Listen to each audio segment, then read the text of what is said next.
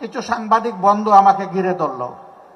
আমি বললাম, ভাই আজকে তো কথা হবে জনসভায়, এখানে কথা না বলি।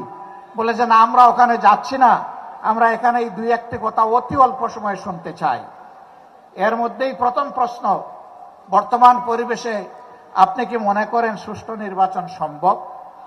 আমি বললাম, আমি কি বলবো, পাটগ্রাম তো আপনাদের একেবারে কাছে। পাটগ্রামে কি হচ্ছে কি হয়েছে আপনারা দেখতে পাচ্ছেন। আর শুধু পাটগ্রাম নয়, সারা বাংলাদেশকে এখন পাটগ্রাম বানিয়ে ফেলছে একদল লোক। এই অবস্থায় সুষ্ঠু নির্বাচনের কল্পনাও করা যায় না।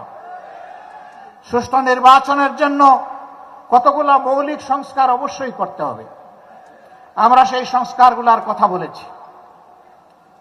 আমরা ওই সংস্কারও আদায় করে ছাড়ব এবং সুষ্ঠু নির্বাচনও আমরা ইনশাআল্লাহ আদায় করে ছাড়ব। কেউ যদি আওয়ামী ফ্যাসিবাদ আমলের নির্বাচনের স্বপ্ন দেখে থাকেন, আমরা বলবো মহান আল্লাহর সাহায্যে আমরা সেই স্বপ্নকে দুঃস্বপ্নে পরিণত করব ইনশাআল্লাহ।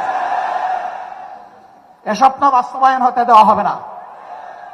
কোনো প্রশাসনিক কু করতে দেওয়া হবে না। ভোট কেন্দ্রে কোনো মস্তানতন্ত্র চলবে না। কালো টাকার কোনো খেলা সহ্য করা হবে না। এটা মনে রাখতে হবে। আবু সাইদের সঙ্গীরা তারা কয়েকশো জন দুনিয়া থেকে বিদায় নিয়েছে, শিক্ষা রেখে গিয়েছে, আওয়াজ তুলে গিয়েছে যে আমাদের এই লড়াই অব্যাহত থাকবে। এই জন্য এরা বলেছে বৈষম্যহীন একটা মানবিক সমাজ প্রতিষ্ঠিত না হওয়া পর্যন্ত।